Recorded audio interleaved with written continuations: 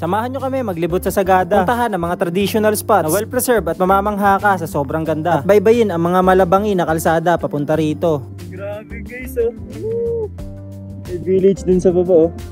Hindi kita sa camera pero kita sa mata. Ayun. Tapos mayroon pang lake, Bunawi Rice Terraces. Fog. Hey! Hey! Yan oh.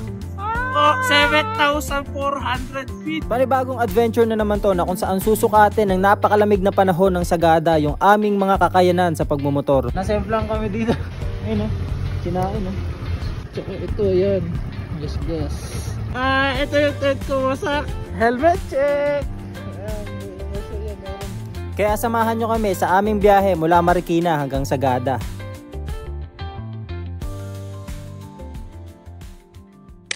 Alas 6 ng gabi kami nag-ride out at inabot kami ng alas 7 hanggang sa Bulacan. Kinailangan na namin magsuot ng vest para safe kami kapag bumabaybay na kami sa kalsada. Sobrang layo pa kasi ng babaybay namin at usually lahat ng dadaanan namin puro truck. Bali nagbayan-bayan na lang kami dito sa may side ng Bulacan at hanggang sa makarating na kami sa bayan ng Cabanatuan City. At dito na rin kami unang nagpagas at nagkakahalaga ito ng 111 sa akin. Right guys, andito na kami sa may bayan ng Cabanatuan. Kakain muna kami. Ang ganda ng vibes, gas station, tapos karinderya, tapos palayan. Madilim lang kaya hindi masyado ma-appreciate. Pagkain namin guys, ito. Parehas, taas may kape kami. Adobong may matamis daw, parang ganon. Estopado. Estopado daw. Hey, best yarn. Hey. Rolling down the boulevard, sun hitting my shades. Riding low and slow, this vibe never fades. Palm trees dancing in the hazy sun. Hindi ko alam kung pwede dito pero sabi ng anong kasabay namin ng motor, pwede daw. Silat na to expressway. Grooving, feel that funky breeze. Talk boxing and setting spirits at ease. When the hills to the shore, ain't no second guessing. In these Cali streets, we count every blessing. Toblerone.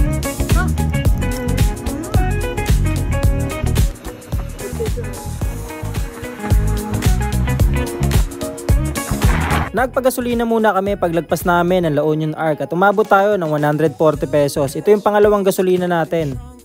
Paakyat kami ng Kainan Road ngayon mga boss at share ko lang sa inyo yung sekreto kung bakit maganda yung takbuhan namin ngayon. Ito yung Marsh Fuel System Cleaner natin. Pangalawang beses ko na siya magagamit mga boss dahil pag puno na ito, isang salin pwede sa kotse pero dahil nakamotor tayo, tigkalahati natin. Ihalo mo lang yan dyan ng dire-diretso. Tapos kailangan full tank para maganda. Kasi pag puro na ito, masyadong matapang. So kailangan full tank tayo. Kaya itong kalahati na ito, bibigay ko sa tropa. Bandang ulit. Galing ka lang pag may camera. Okay. Kung sa tao, kailangan ng mga Cobra stick. Ganito din dapat sa motor. Sim! Akit na kami guys ng Baguio.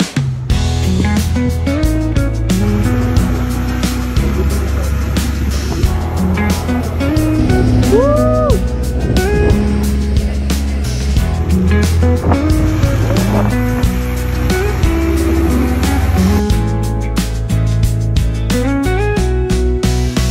Mga boss, alauna ng madaling araw. Andito kami sa Lions Head. Solo namin to.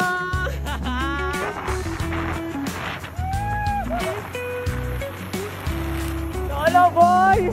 Let's go!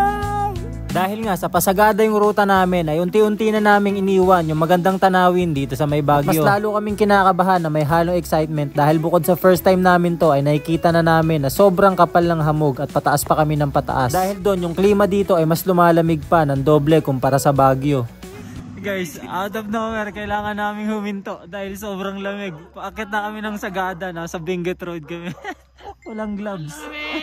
Buti ako may gloves ako Nakadoble na ako. Magdodoble kami. Kailangan namin to. Sobrang lamig talaga. Guys, sobrang lamig talaga. Kasi magme-medyas kami tapos magdodoble. So naka-jacket na tapos mag-windbreaker pa ako. yung gloves ko dito talagang tumatagos talaga yung lamig. Siguro nasa ano to, nasa 17 degrees to 15 mga ganun. Parang kami nasa loob ng fridge there. Anong tingin niyo dito sa lugar namin, Jarilas Peak?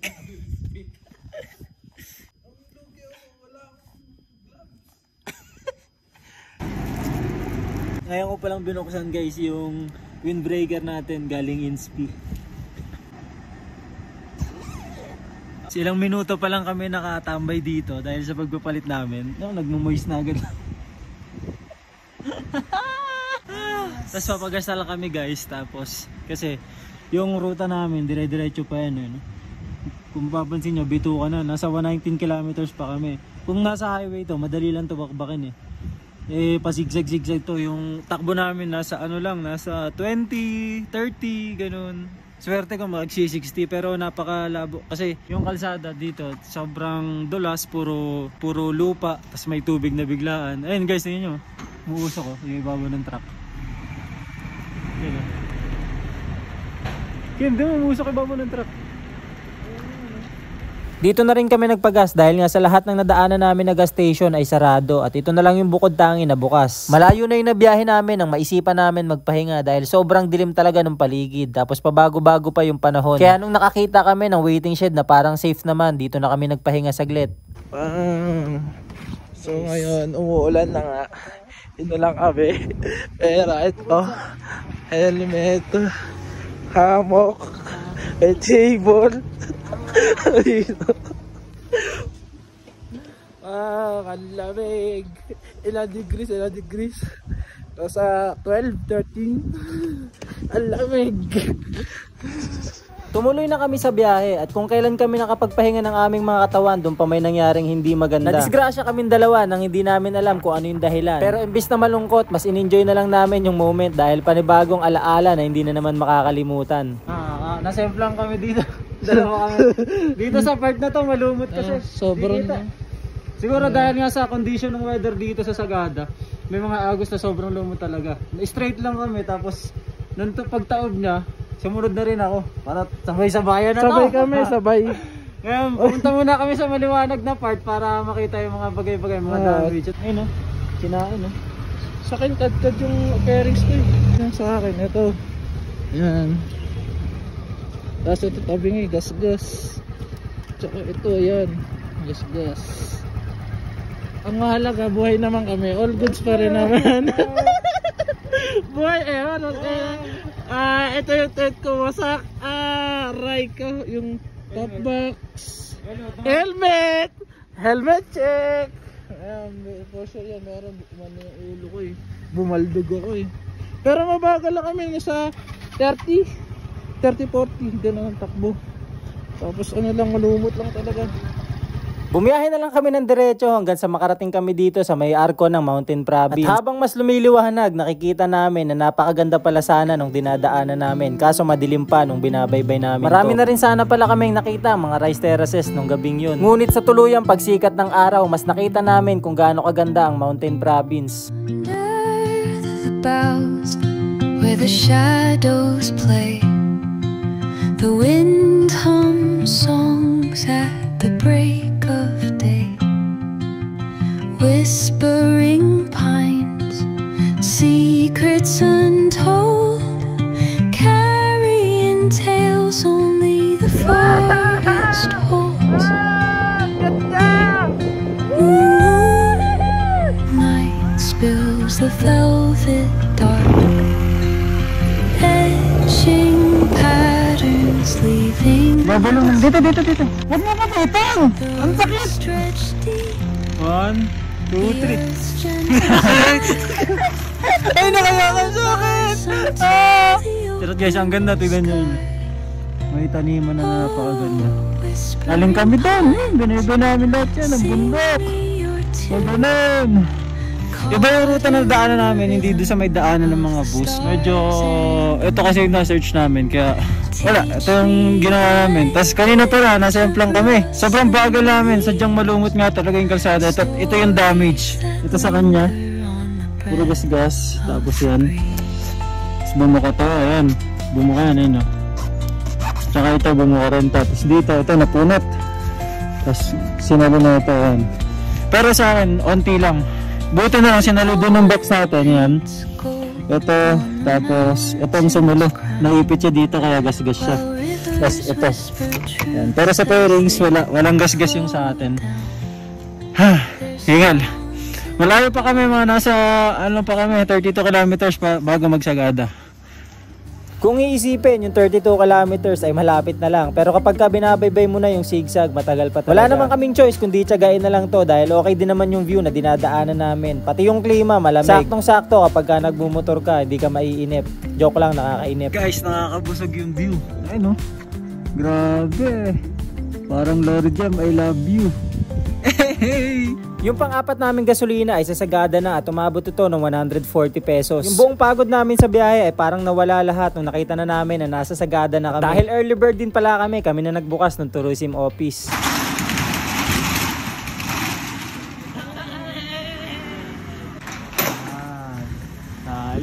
Dito sa Sagada, kailangan nyo magbayad ng mga tourist fees. At meron din silang ibibigay sa inyo na cards para makita nyo kung ano nga ba yung mga attractions at saka kung sino yung mga pwede nyong kontakin kung sakaling wala pa kayong reservations. Hindi ko rin pala nasabi sa inyo na meron kami mga kasama at hindi nila ata alam na nandito rin kami.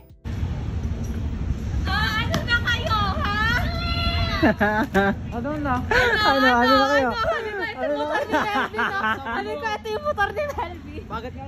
Rumekta na kaagad kami sa accommodation na ginawa nila. Buti na lang nag-upgrade ng room dahil nga umepal kami, nagdagdag ng dalawa. Nagplano lang tapos naglakad na agad papunta sa may town proper.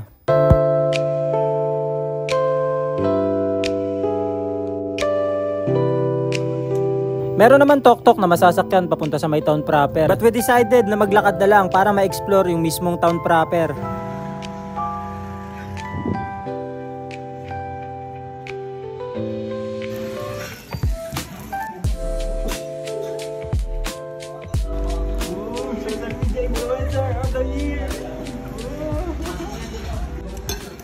Skip na tayo sa first activity na ginawa namin. Hiking, paakyat sa Marlboro Hills. Bago-bago yung panahon dito kaya nakapag-decide kami na bumili na lang ng kapote. Madaling araw pa lang umaakyat na kami dito at kailangan kasi namin abutan yung sunrise. Ano guys? Pabalik na kayo. Ito ba lang kayo? Balik na to. Boss, Balik ka na lang ulit ha. Neon hums like a subtle thrill. Shadows dance on the windows. Ano? Uy, ikaw madali. Ikaw madali. Malapit na. Medyo malas lang kami nung umakyat dahil masama yung panahon dahil nga may bagyo. Yung inaakala namin na makakakita kami ng sea of clouds pag sikat ng araw ay hindi nangyari. Maybe it's a sign na maaari pa naming balikan yung Sagada dahil hindi namin nakita yung isa sa mga attractions at kagandahan nito.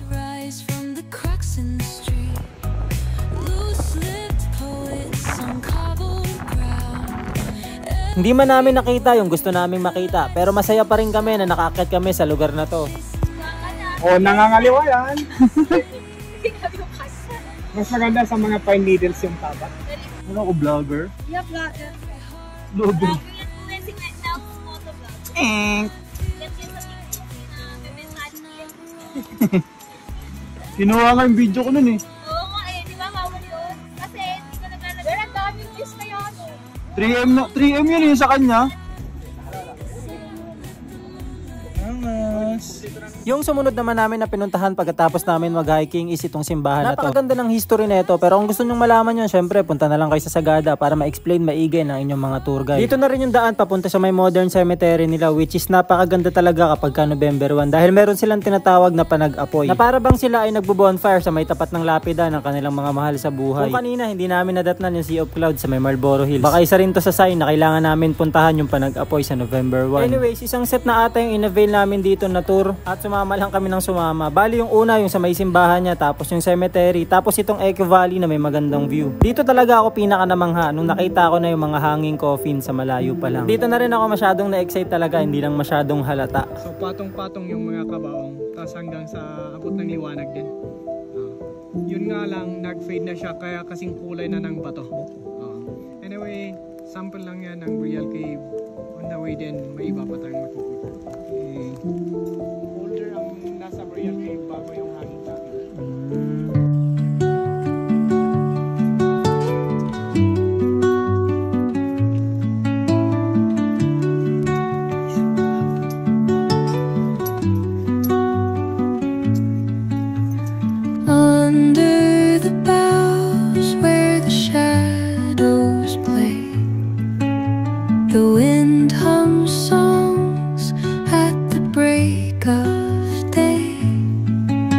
Along the trail, meron pa kami mga nakitang kabaong. At ang nakakapagtaka lang kung bakit sila nakarating dun sa taas na yun or kung papaano sila nailagay dun sa pwesto na yun.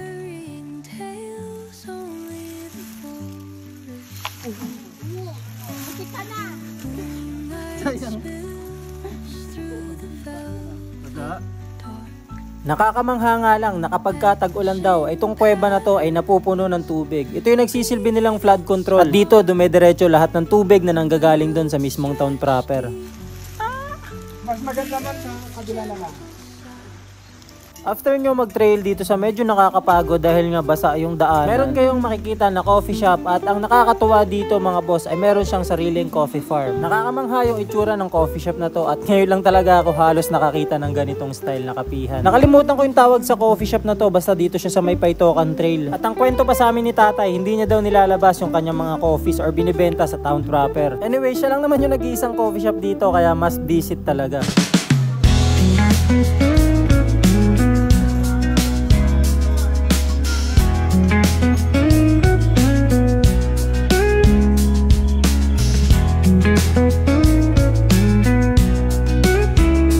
Shoutout sa'yo. Pwede siya ba? Oo, pwedeng. Gusto niyo yung belly wrap? Si Roma? Oh, bro. Gusto niyo yung belly wrap? Belly wrap niyo. Ba't ako? Mali.